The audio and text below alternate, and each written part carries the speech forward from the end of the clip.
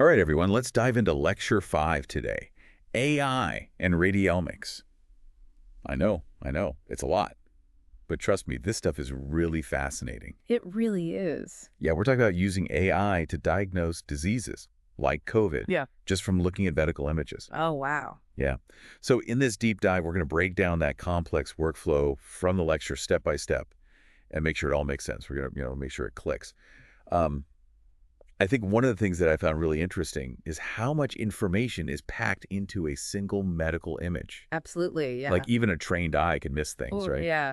Radiologists, they spend years training their eyes Right. to pick up these really subtle findings. But AI can be trained to spot these subtle patterns and textures, giving us a whole new level of insight, you know, beyond the human eye. Yeah, I think one way to think about it is it's almost like giving the AI a superpower. Right. We're augmenting. We're giving it additional information. Yeah, exactly. Okay, so Lecture 5 lays out a 6-step workflow for radiomics. And I know workflows can sometimes feel a bit like, following a recipe. Oh, yeah. But each step is crucial. So let's walk through it together, using the example from the lecture. Diagnosing COVID-19 from chest x-rays. Yeah. So, first things first, we need the images. Right. That's the first step. And the lecture mentioned the COVID-19 Radiography Database. Yeah. It's a collection of chest x-rays already categorized as COVID-19, viral pneumonia, lung opacity, or normal.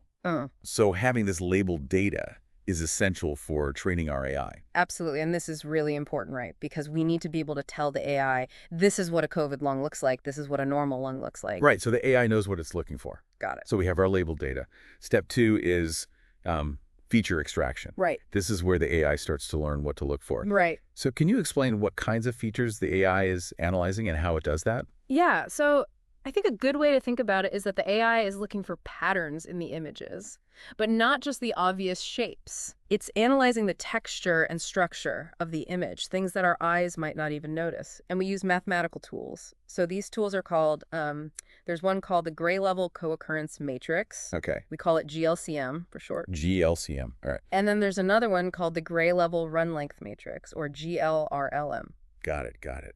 So these are basically mathematical tools that are quantifying subtle details, right? Exactly. GLCM, GLRLM, they sound a bit intimidating. They do, yeah. They have complicated names. Yeah, but basically these tools help the AI see things that we can't, right? Exactly. It's like giving the AI a magnifying glass. Oh, I like that that. reveals the hidden patterns. So you can see the things that are invisible to us. Exactly, and the image data. And those patterns can then be used to differentiate between, let's say, a lung that is affected by COVID-19, Right. or a lung that is affected by viral pneumonia, or another opacity, or a healthy lung. So the AI is learning to read the images on a whole other level. Yeah, it's taking it a step further.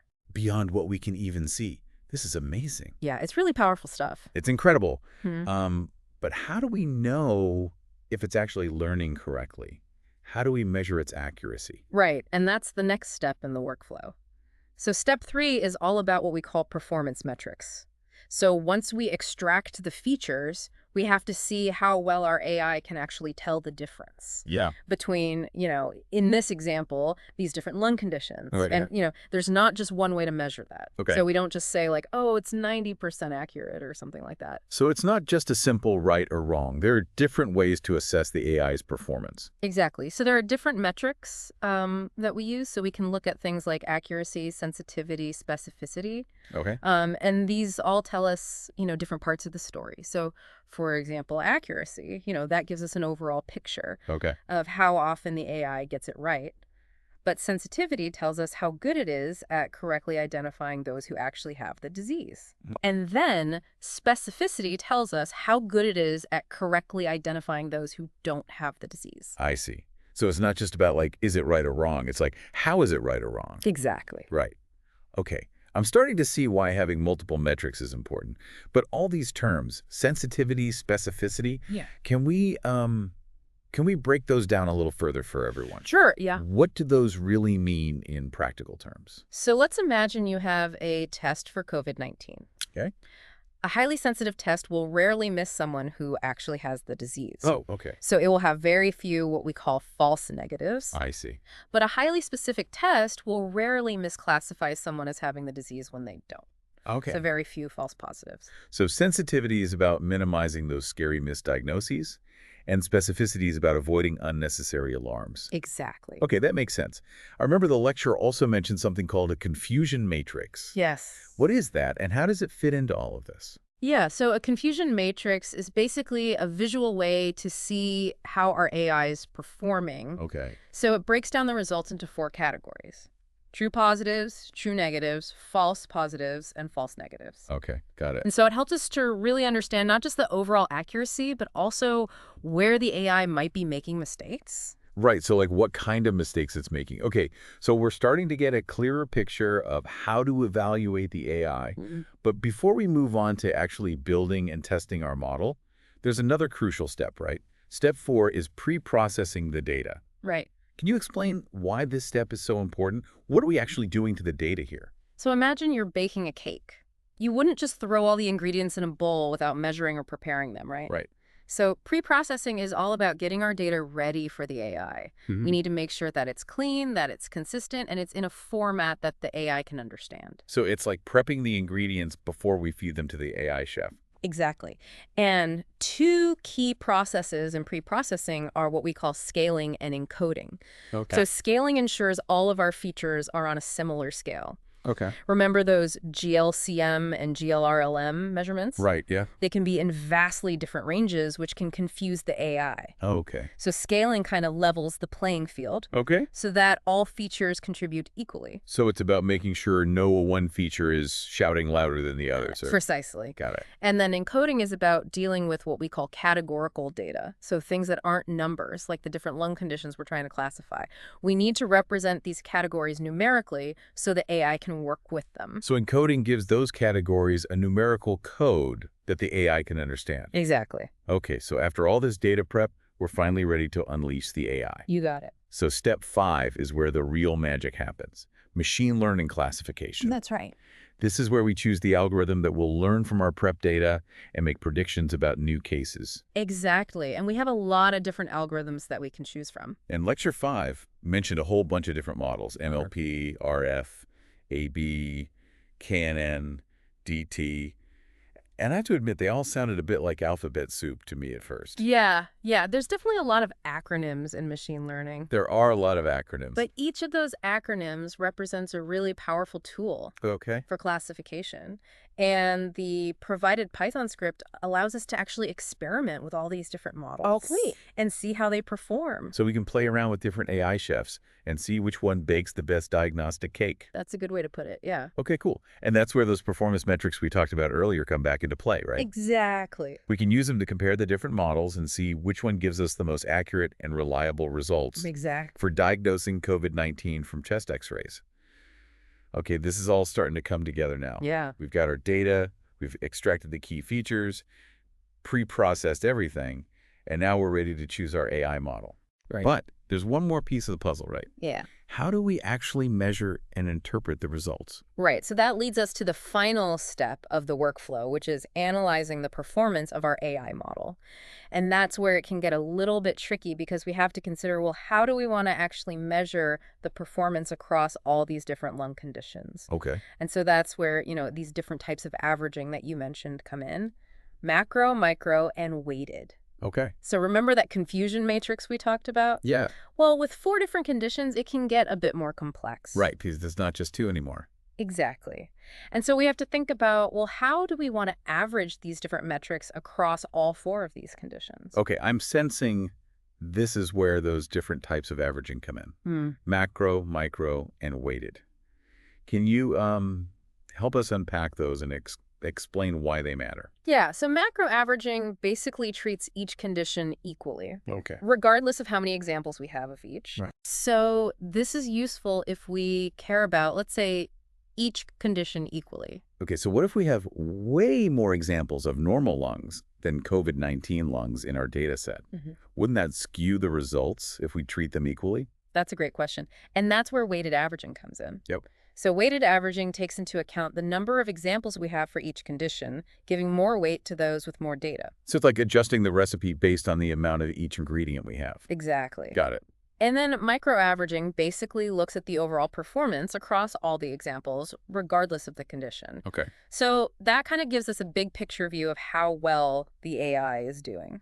Okay, I'm starting to see how these different averaging methods can give us a more complete picture of the AI's performance. And the good news is the Python script calculates all these for us, so we can compare and see which approach makes the most sense. Exactly. And that brings us to the end of our journey through this workflow. It was a lot, but hopefully you're starting to see the power of AI and how we can use it to diagnose diseases from medical images. Yeah, I'm definitely seeing that power. And, it's a lot to take in, but it's also really exciting, right? Oh, absolutely. To think about what we can do with this technology. Yeah. But there's still so much more to explore, right? Yeah, definitely. So stay tuned for part 2 of our deep dive, where we'll take a closer look at those different machine learning models and see how they perform in action. That's it. All right, I'll see you then. See you then. Welcome back. We left off talking about all the different models that we can use for classification. Right. I'm ready to decode this alphabet soup of machine learning models. The MLP, RF, AB, KNN, DT. Yeah. They each have their own unique way of making decisions, right? They do, yeah. Each one has its own kind of personality, you could say. Okay. So let's start with MLP, which stands for multi-layer perceptron.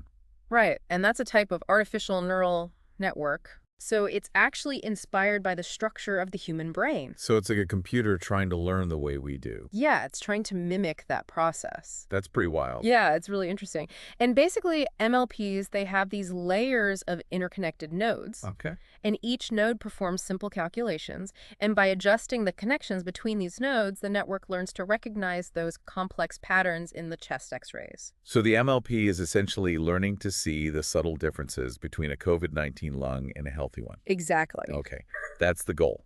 Now let's move on to a different approach.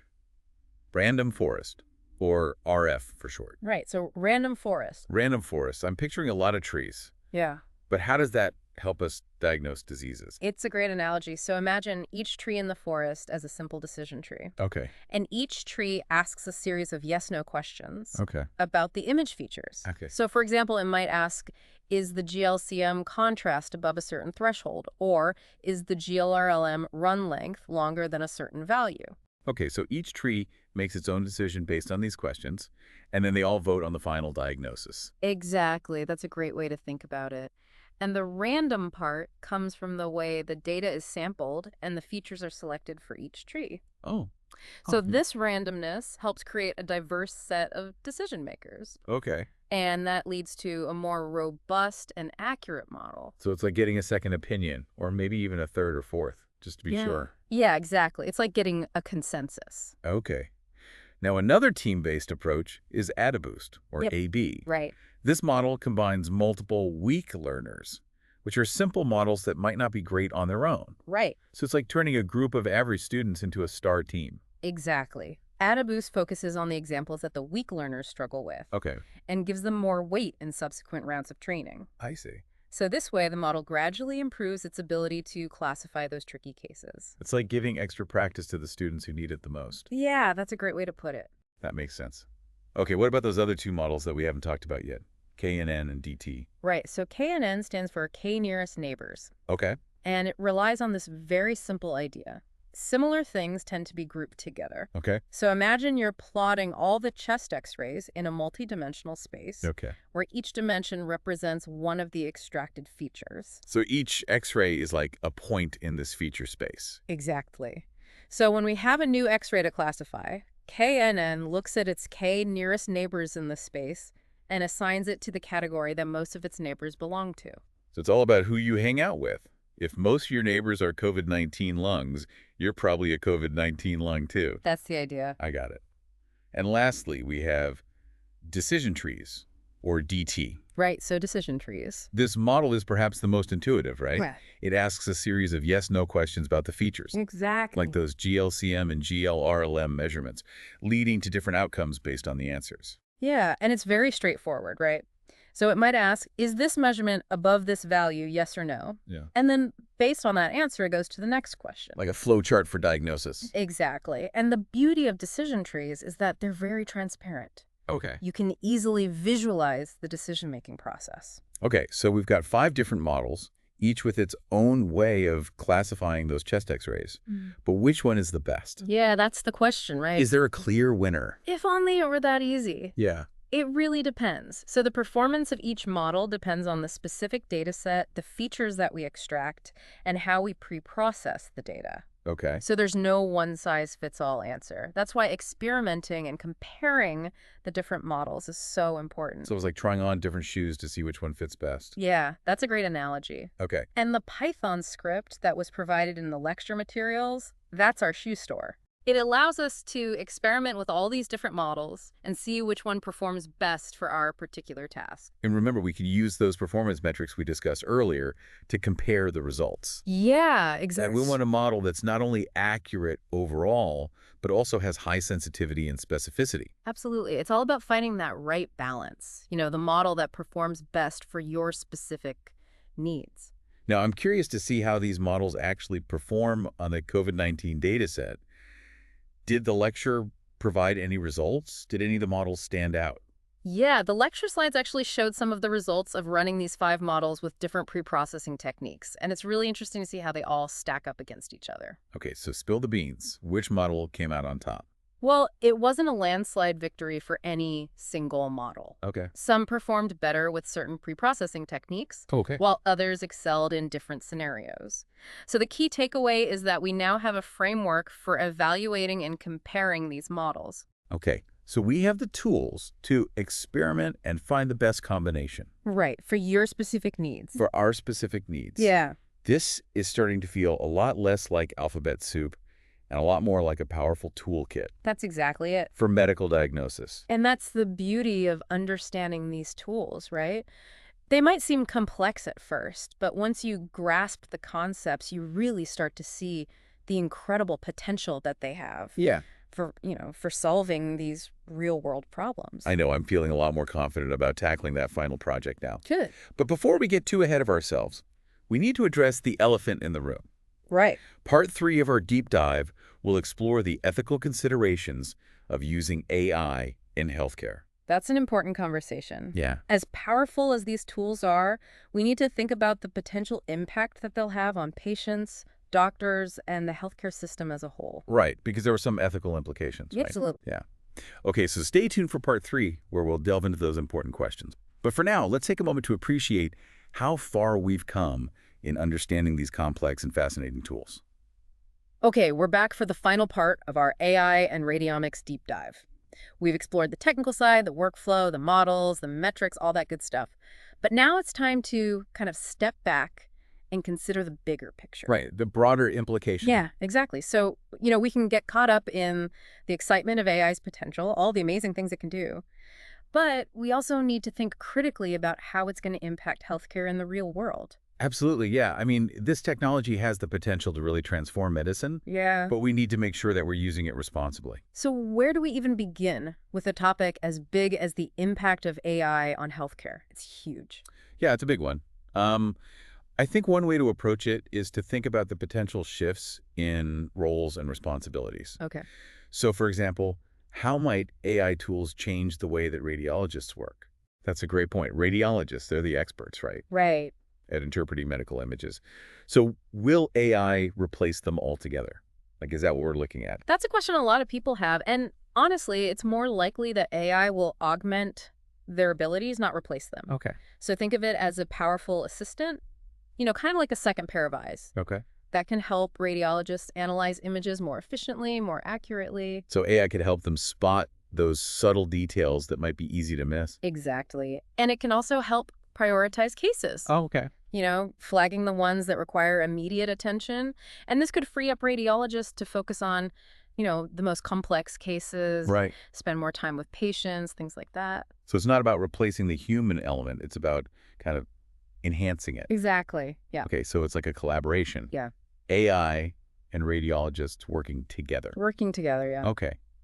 That sounds like a win-win situation. Hmm. AI can help improve efficiency in patient care. Okay. Another area where AI could have a significant impact is in personalized medicine. Right. Personalized medicine, that's a big one. I've heard that term before.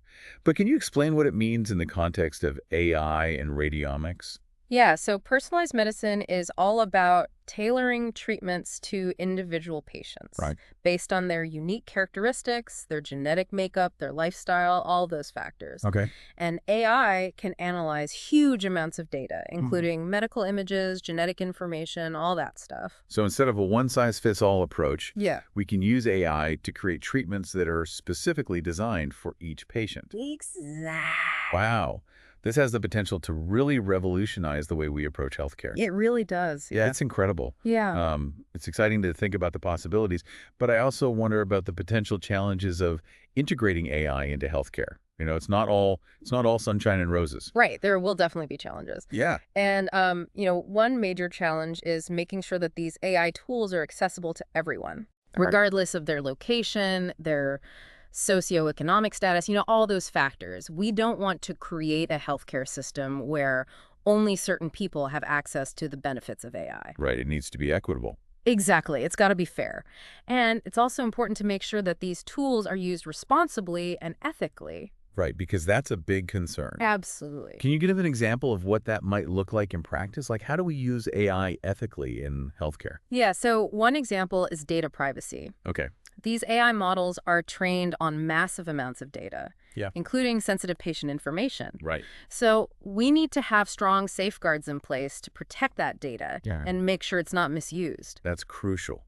We need to make sure patients feel confident that their information is being handled responsibly. Exactly. Okay, so data privacy is a big one. Um, any other ethical considerations that come to mind? Yeah, another key one is transparency. Okay.